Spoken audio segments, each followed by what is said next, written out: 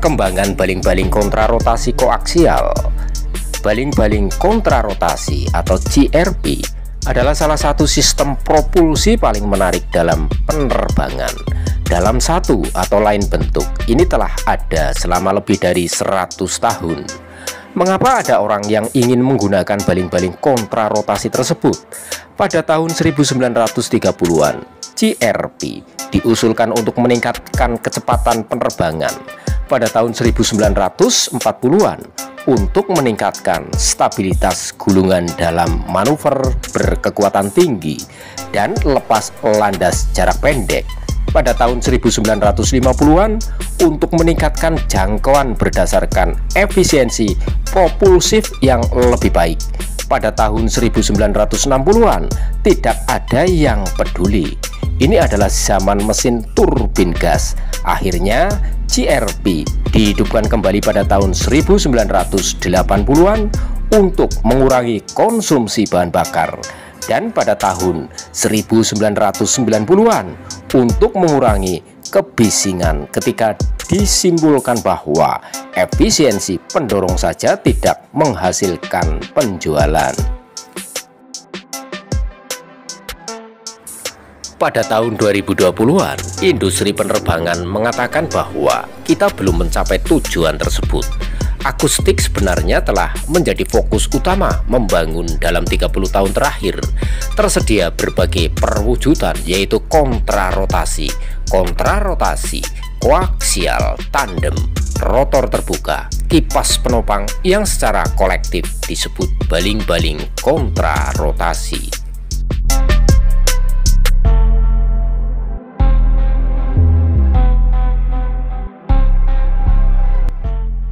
Ciri umumnya adalah dua baling-baling yang berjarak berdekatan berputar ke arah berlawanan di sekitar sumbu yang sama untuk meningkatkan daya dorong bersih, penyaluran torsi, dan efisiensi propulsi pada kecepatan lebih tinggi daripada baling-baling tunggal.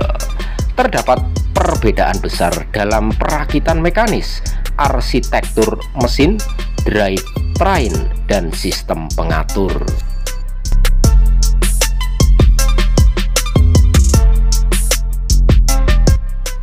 Ada 5 periode teknologi yang diusulkan pesawat pionir sebelum tahun 1940, tahun emas 1940-1950, pesawat barat 1950-an, dan seterusnya. Pesawat Soviet Rusia 1950-an dan seterusnya, dan perkembangan modern 1980-an dan seterusnya. Tinjauan ini hanya mempertimbangkan konsep yang telah diterapkan pada pesawat nyata. Prototip yang diketahui telah diuji terbang sekitar 70 kendaraan atau model laboratorium yang representatif rotor terbuka modern. Dari contoh-contoh luar biasa ini, 15 jenis melihat layanan operasional. Sekitar 12 tempat uji terbang diketahui, setidaknya 5 pesawat bertugas di zona militer. Hanya 1 pesawat yang menyediakan layanan penumpang reguler, Tupolev Tu-114 Rusia.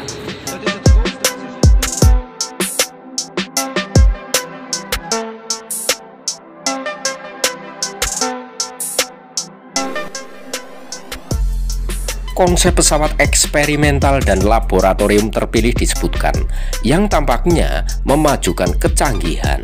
Selama sejarah yang panjang ini, pembangkit listrik berevolusi dari mesin pembakaran internal menjadi mesin turbin gas modern yang memerlukan solusi baru, seperti konfigurasi rotor terbuka dengan prop rotor yang dipasang di depan dan belakang, bergigi dan berpenggerak langsung. Kami secara singkat menyebutkan beberapa contoh teknik yang luar biasa dari penelitian mesin Inggris pada tahun 1950-an. Armstrong, Siddeley, Bristol, Fairey, Napier, Rolls-Royce, suatu periode yang menyaksikan perubahan pesat dalam konsep propulsi dan matinya mesin pembakaran.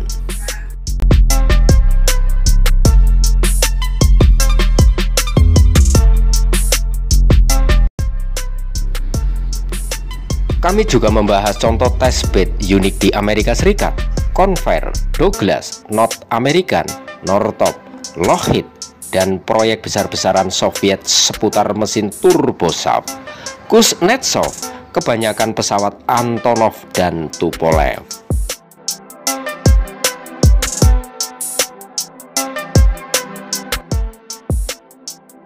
Kontribusi ini mengidentifikasi tren, ide sukses, kesalahan penilaian, dan akhirnya menilai apakah baling-baling kontrarotasi masih merupakan masa depan propulsi penerbangan. Sejumlah besar dana telah diinvestasikan untuk teknologi ini.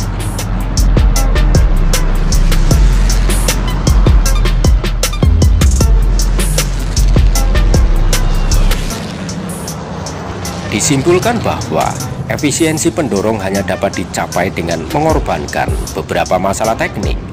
Beberapa di antaranya masih belum terpecahkan hingga saat ini. Kami menunjukkan bahwa baling-baling yang berputar berlawanan pada prinsipnya elegan, penuh dengan beberapa kesulitan teknologi dan manfaat yang belum terbukti, sehingga membatasi penggunaannya pada beberapa pesawat terbang, sebagian besar militer, atau tempat uji coba eksperimental dengan beberapa pengecualian Antonov AN-22A.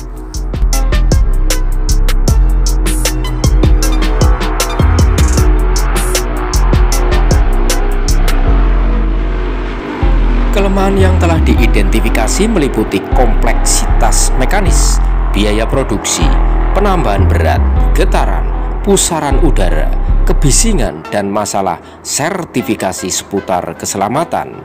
Peristiwa ini termasuk lapisan es tertelanya burung pada mesin tersebut dan peristiwa blade atau bilah pisau atau baling-baling.